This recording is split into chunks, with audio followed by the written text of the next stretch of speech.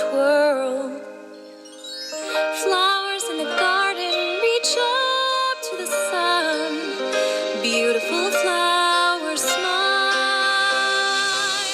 If your neighborhood is anything like mine, probably many people have at least one bunch of spiderwort growing in their gardens.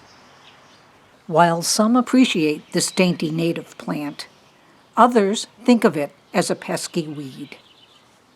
Yes, it can be invasive, but before getting rid of it, take a close look at a flower and see how the yellow stamens create a striking contrast to the surrounding petals. That's a good enough reason to keep a few around. Plus, all of the above-ground parts of these plants, leaves, stems, buds, flowers, and nondescript seeds, are edible. Spiderwort resembles a miniature corn plant with flowers on top. The species virginiana is most commonly found in Massachusetts. These perennial plants thrive in full sun or partial shade, begin flowering in late May and continue through late summer, and grow as high as 3 feet.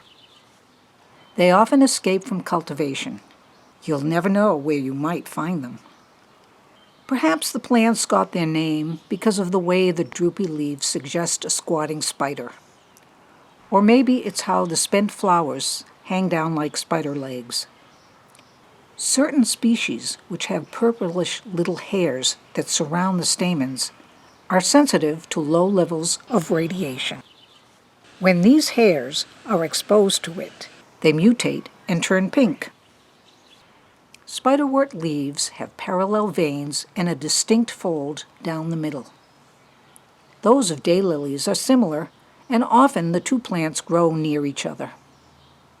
If in doubt about which is which, wait until the plants send up stalks or flowers. Daylily flowers have 6 petals and are orange.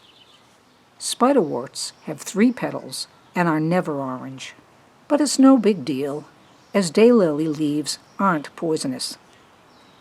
When the smooth stems are cut, a fine filament of clear sap is released, which looks like the silky thread of a spider's web.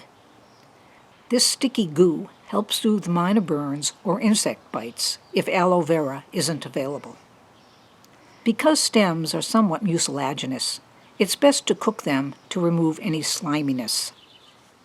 Both very young stems and very young leaves are edible, but become tough as they age.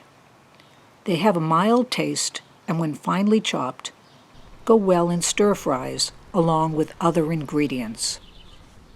The flowers are edible as well, and are what I use the most.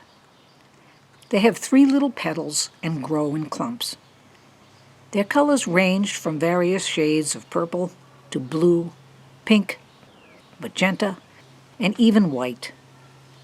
Since new blossoms mature over several weeks, flowers can be enjoyed for a long time. Several small flower buds sit on top of the stem and take turns blooming. They're delicate, so be careful when gathering.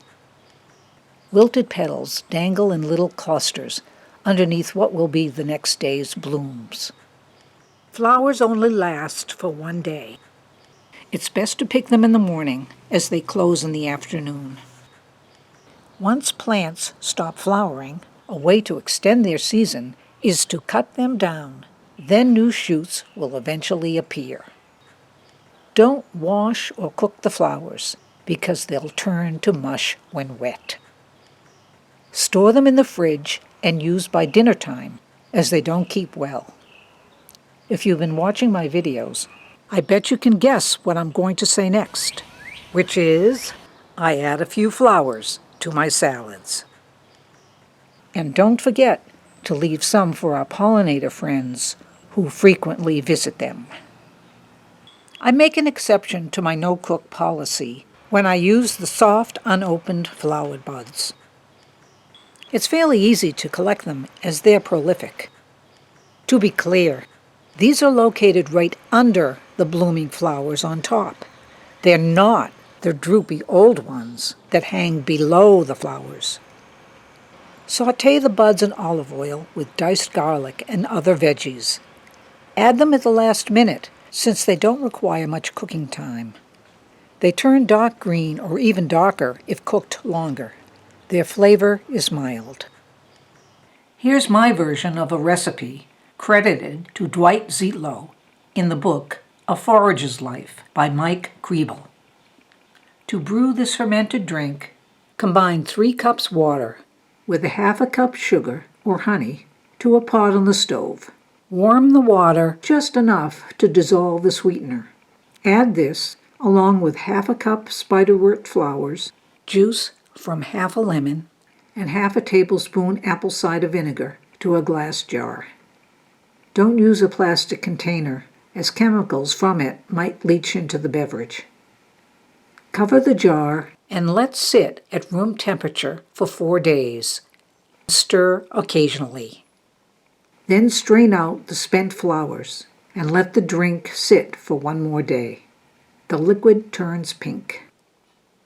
Then refrigerate.